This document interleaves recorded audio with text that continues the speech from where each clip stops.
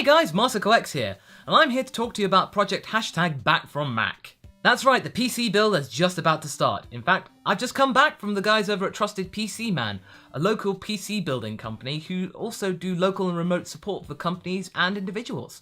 They're a great bunch and I've known them for a few years, so I trust them to build the 2016 workstation that I'm going to be working on a lot. And I mean a lot!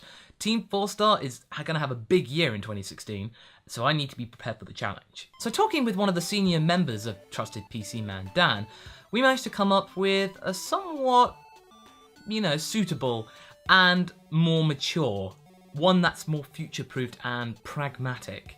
Yes, I did say in my previous video that I was going to go balls to the wall 5960X up the wazoo and I had to kind of pull back from that when I realised that actually my budget doesn't really allow that, to be honest. I mean, I could stretch the budget, but that's the beauty of PCs really, you can just upgrade them further down the line, so don't start off too strong. So production of the build could be starting in the next few days, so while I'm here, I thought I'd just rattle off all the actual final components that are going to go into this build. First off, the case. In the end, I thought about going absolutely aluminium all the way, making it look dead sexy or flashy and LEDs everywhere.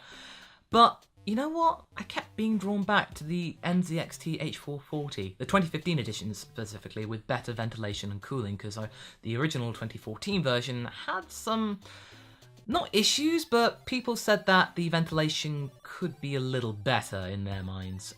Actually, funny story related to this. I showed the case to my girlfriend and she mentioned that it looked like a fridge. At first I was a little bit unsure what she meant, but then I had a bit of an epiphany. Goku likes food.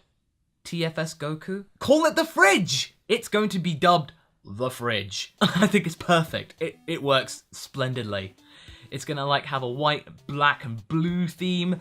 Oh, it's going to look cool now. Processor, I've gone down from the 5960X and even the 5930K to be honest, because I'm only planning to run one, maybe two graphics cards, and those other two processors are geared towards 3 and 4 graphics card solutions. I'm going down to its little brother, the 5820K. I'm planning to overclock it, of course. It's still 6 cores, which means that it's 2 cores more than mainstream i7 processors, so the high-end consumer-based processors. Not only that, it'll also mean I'll still have a good foothold when it comes to 3D graphics for Team 4-Star. So I'm thinking, yeah, that's pretty solid, and it's overclockable, so this will do me just fine for several years. Speaking of the motherboard, I'm going with the Asus X99 Deluxe, and Dan actually pointed me to the 3.1 version, which actually has support for USB 3.1, which is the latest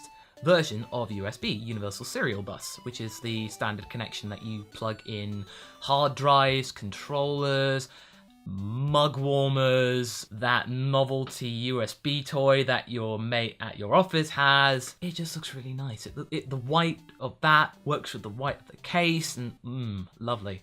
I've had my mind on the X99 Deluxe pretty much ever since I started speccing it in my mind months ago. Now onto the RAM. Now, I was going to go with the G-Skill Ripjaw 4s because for the longest time they were the cheapest DDR4, which is the latest version of RAM that you can get, because they were cheap. And they looked the part and they did what I wanted it to do. However, the budget meant that now I was going down from the 5960X to the 5820K, I could actually get slightly better quality RAM. And I went with the Corsair Dominator Platinums. 64 gigs of it. I saw that last year. For 64 gigs of the stuff, we're talking almost £1,000. Now it's like half that. Bargain! Hard drives wise, for the boot drive, I'm going for a 500 gig Samsung 850 EVO SSD for blistering fast performance when it comes to boot up speed, so when you turn it on, it will come to life really quick, like probably under 30 seconds, who knows, as well as for applications. That means applications load really quick. And also I can install a couple of games on there and they'll run quick too. But anyway, as for the main files and projects and all that kind of stuff, they can run on 2 4TB Western Digital Blacks. And I will configure them to operate them in RAID 1. It means that if one drive fails, I haven't lost my data and I can either get that other drive fixed or I can get it replaced. and it will be rebuilt and everything will be fine. So I've got a failsafe in there, so that's good, especially with a lot of projects. Power supply, I won't touch on it too much, but it's a 1000 watt EVGA Supernova G1, 80 plus gold efficiency, so that means it's always above 80% efficiency. Actually quite close to 90, so that's good for power efficiency when it comes to a power supply. And one note, if you are building your own PC, do not, and I repeat, do not cheap out on your power supply. And also make sure you've got plenty of headroom at the top, so like 25% above what you need. It means that you can expand your content in your PC, as well as you're not stressing your power supply out, so just a little tip there. As for cooling, I'm going for a Corsair Hydro H110i GTX. That was on the recommendation by Dan. I was perfectly fine with the H100 GTs, but the GTX means that they have a slightly bigger fan, which means better cooling efficiency, and the reviews are just mind-blowingly good. So why not? Right, graphics card. You know how I was being a bit of a quandary between which 980 Ti I was thinking about? In the end, I've gone with the 980 Ti Waterforce. Why? Water cooling, and also it's one of the most powerful 980 Ti's you can get. As I was talking about in the last video, I was talking about ultra-wide, and it was going to be an ultra-wide, but which one? In the end, I've gone with the LG 34UM95P. And why does it have P in it? Sorry, immature there. The P is actually a notification that it's for European-based power supplies. So yeah, that's what's going into the fridge.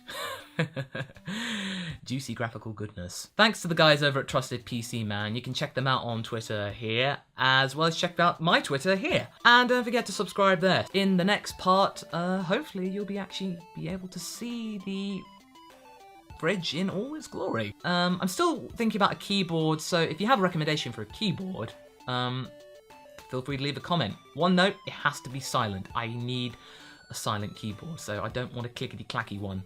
I'm actually quite happy with the chiclet keyboard, but hey, if you guys have another recommendation, just feel free to say. Anyway, until next time, guys, catch you later.